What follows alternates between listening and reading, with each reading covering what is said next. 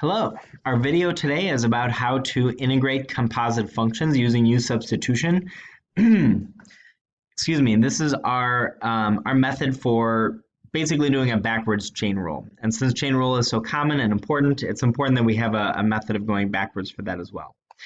So there's a couple of parts to start with. Off to the side somewhere, you're going to want to write down what your u is. So u is going to represent the function that is inside of something. And there's a few strategies to find it. Most clearly, though, it's something that's inside of something else. So in this case, 6x squared minus 11 is inside of a power of 7. And after you find that, you're then going to find du, which is the derivative of u. And the derivative of, if we derive the left side of this equation, we're going to have to derive the right side.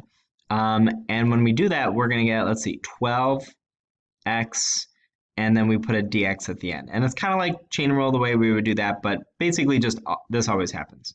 Derivative of u is du, and then whatever the derivative of this is, you put a dx at the end. The last thing we're going to do is we're going to solve for dx. So dx is going to equal du divided by 12x. If we try to get dx by itself, that's what we would have to do. You could also write this, if you choose, as 1 over 12x times du.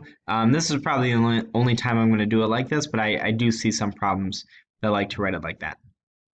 And now we plug in. When you do this, you always plug in two things: whatever u equals and whatever dx equals. So u equals that, and dx equals this. And if you look over here, u is equal to 6x squared minus 11. So that I just circled is going to become a u, and dx is right there, so that's going to become du over 12x. So let me rewrite this. We still have an integral, haven't done anything with the 4x.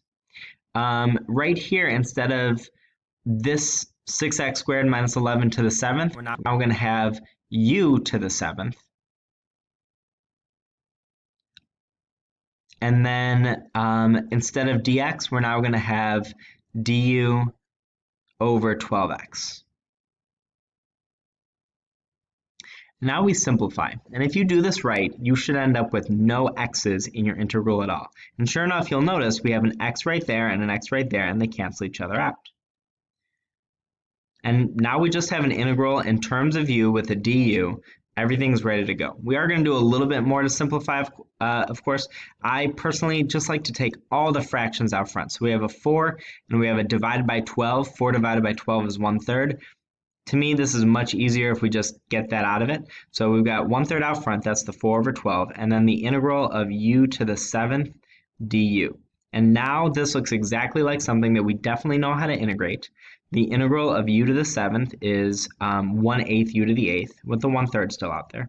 So I'm going to write 1/3 and then 1/8 u to the 8th. I will simplify that in a moment. And this is an indefinite integral, so I'm going to put a plus c. This in a moment is going to simplify to 1/24th, but the last thing we're going to do is, this problem was about x's. My answer should therefore be about x's. This is 1/24th u to the 8th, but u, I'm going to now go back here, was 6x squared minus 11. So I'll put that back in to that, and this is my answer: 1/24th times 6x squared minus 11 to the 8th plus c.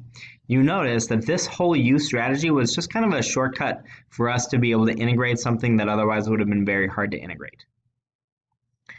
All right, our next example, you notice this is a definite integral. We're gonna, this isn't gonna be as bad as it might look, but it will be a little bit longer than the last one. We still start with a u. This is one of the harder ones. If you have a fraction, try your u being whatever the denominator is, 3 minus x to the 4th. And you'll just see from experience, this is going to be a natural log problem.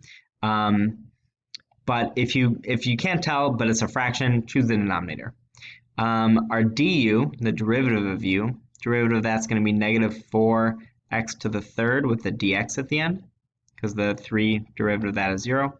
And then when you write dx is equal to du over negative 4x to the 3rd. So solve for dx, that's what we need. So we have, we're going to plug in a u for where the 3 minus x to the fourth is, and we're going to plug in this where the dx is. So you see that and that are getting replaced by the two things that I just circled. So our integral is integral of x to the third over u, because 3 minus x to the fourth is u, and then dx is equal to du over negative 4x to the third. Now again, if we are doing this right, all of the x's should cancel, and sure enough, we have an x cubed and an x cubed, and now we don't have any x's anymore. We do have a negative 4 right there, and we're going to pull that out front. It's in the denominator, so I'm going to make sure it stays in the denominator. This is therefore negative 1/4 integral of 1 over u du. There's nothing else there. And you can see where the natural log part of this came from. A slight note on this, you notice I haven't been writing the limits 1 to 3. That's because when you are using u's, the 1 and 3 aren't actually the values. 1 and 3 are x values, and we're going to talk about this in class later, but you could convert these into u's by plugging them in right here, but since I'm going to be going back to x's, I tend to just leave them the way it is. So I'm just leaving them out, and then when I turn back to x's, I'll start writing them again. If that sounds confusing, trust me, it doesn't matter in this problem. Just don't write them until you have x's again. So the integral of this is negative 1/4 natural log of u, absolute value of u. And I'll do one more thing here. I'm going to plug back in. So we have negative 1/4 natural log of 3 minus x to the fourth. And now I'll write this again. Now this goes from 1 to 3. I'm just realizing this is going to be an impossible problem. But it's too late to change, so you guys are going to stick with me. All right, so we have our limits 1 and 3. The rest of this is just normal definite integral stuff. So we're going to have, let's see, plug in our first upper limit. We've got negative 1/4 natural log of 3 minus 3 to the fourth. Oh wait, this won't be impossible. I forgot about the absolute value symbols. Sorry about that. Minus natural log of negative 1/4. Minus negative 1/4 natural log of 3 minus 1 to the fourth. This is still going to end up pretty ugly though. So we have negative 1/4 natural log of, let's see, 3 minus 81 is negative 78, but it's absolute value, so I'll just start writing 78 with no absolute value because I took it. And then this is going to become a plus 1/4 natural log of 2. And I didn't write absolute value because that was it. I could evaluate this in the calculator if I wanted, but I don't want to because I don't have to. It is a number. And that is it. So this is a definite integral. Again, as a reminder, we deliberately didn't write the limits until we are all the way back to x's. But that'll be something we talk about later.